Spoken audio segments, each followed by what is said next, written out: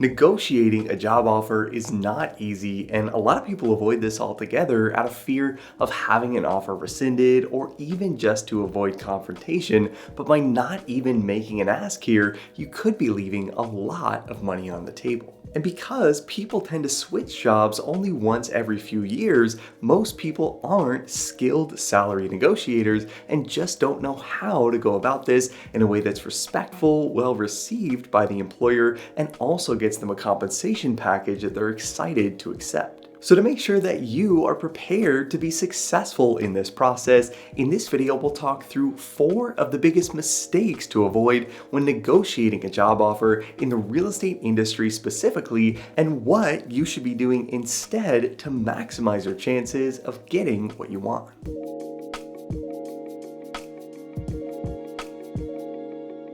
So the first mistake that people tend to make during this process is providing a recruiter or a hiring manager with a minimum salary figure that they'd be willing to accept before even receiving a formal job offer. It's not uncommon for recruiters or hiring managers to ask about your salary expectations in the first or second round of the interview process, which can put you in a really difficult spot regardless of how you answer. If your expectations are too high, you might be disqualifying yourself from the process altogether, even if you'd end up being the best fit for the role. But if you throw out a number that's too low at this point, this can end up making it a lot more difficult to negotiate in the future. And because most people want to play it safe and don't want to squander a potential opportunity, the default response here is often that minimum salary that they'd be willing to accept, which is one of the worst things you can do when asked this question. By providing a minimum acceptable salary, this anchors an employer to this lower number, and if you ask to go above this amount later on in the negotiation,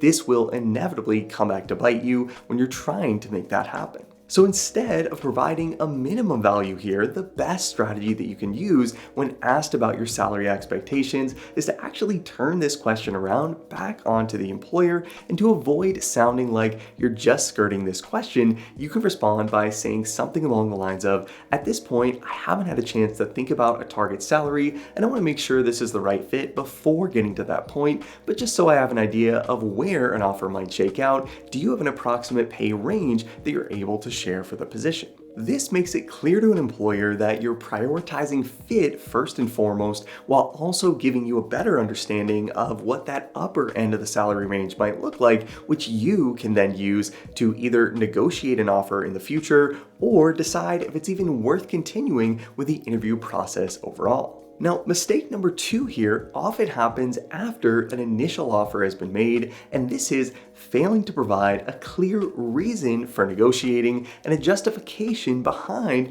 why you should be paid more. In order for a company to agree to upping an offer, they'll usually need either market data or a clear reason why you need an increase in pay to make the offer work. And if you want to be successful during a negotiation, you need to have something to back up your request. In commercial real estate, one of the best sources for salary data is the annual CEL and Associate survey, which provides a range of base salary and bonus figures for many different real estate roles, and even breaks this down between retail, residential, and office and industrial focused positions, which can give you a really helpful benchmark to reference when trying to make your case. And if you can't find comparable data to back up your request, personal reasoning here can also work well in cases where you're doing things like relocating from a different city with a much lower cost of living, you're relocating from a place where you didn't need a car to a place where you will,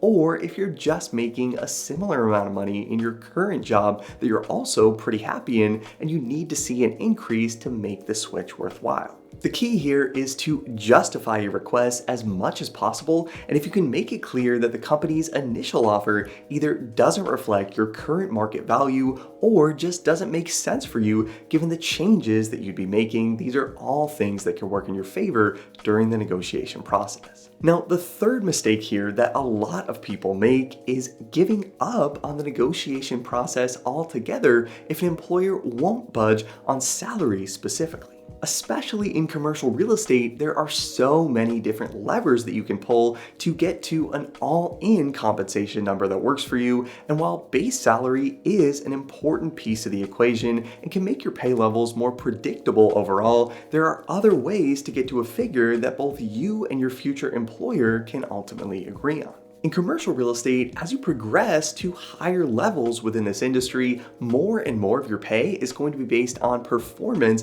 And if an employer can't get to a salary figure that works for your budget, exploring options for more performance-based compensation, even at the analyst or associate level, can be a great workaround to get where you want to go. This portion of your pay would be directly tied to your production levels, and you would only make money if the company makes money as a whole. So this is really a low risk option for an employer and also shows confidence in your own abilities and your willingness to contribute to the success of the team. This type of pay could come in the form of a higher bonus percentage, a percentage of fees or commissions on deals you work on, or this could even just be the ability to invest alongside of the company with a lower investment minimum than their usual requirements. In my experience, having your compensation more heavily weighted towards performance-based pay can make your upside even higher than it would have been if you would have had a higher base salary to begin with. So while you are inherently taking on more risk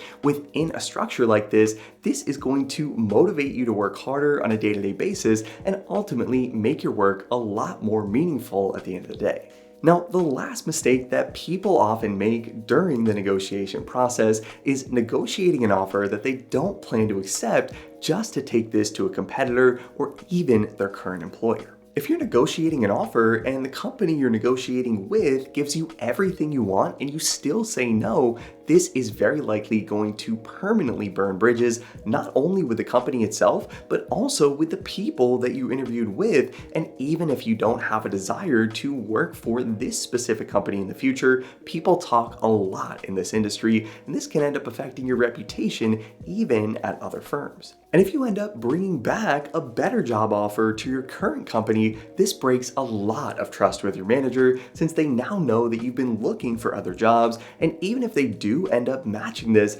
could make you a target for layoffs in the future or prevent you from being promoted since you're now seen as a flight risk. The bottom line here is that while it almost always makes sense to negotiate an offer that you would like to accept, if you're just negotiating for the sake of negotiation, you're just wasting everyone's time, including your own, and you're very likely damaging your reputation in the process. So if you receive an offer and it's not exactly where you hoped it would have been, these are 4 things to avoid during the negotiation process and what to do instead to maximize your chances of landing the offer that you're looking for and ultimately makes it worthwhile to take on a new challenge. And if you want to learn more about how to go about the job search process, how to build your network, and how to craft your resume and cover letters to land more interviews in the first place, as always, make sure to check out our all-in-one membership training platform, Breaking a CRE Academy. A membership to the Academy will give you instant access to over 120 hours of video training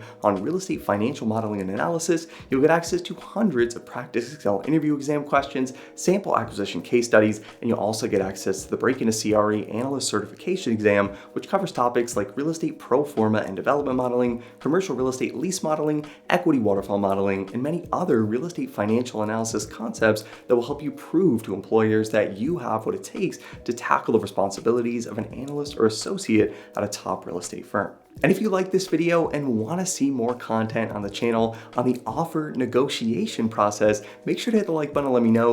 me know in the comments any other negotiation tactics that you've used in the past to improve a job offer and increase your pay. As always, thanks so much for watching, guys. I hope you found this helpful. Subscribe to the channel if you haven't already to see more videos like this every single week, and I'll see you in the next video.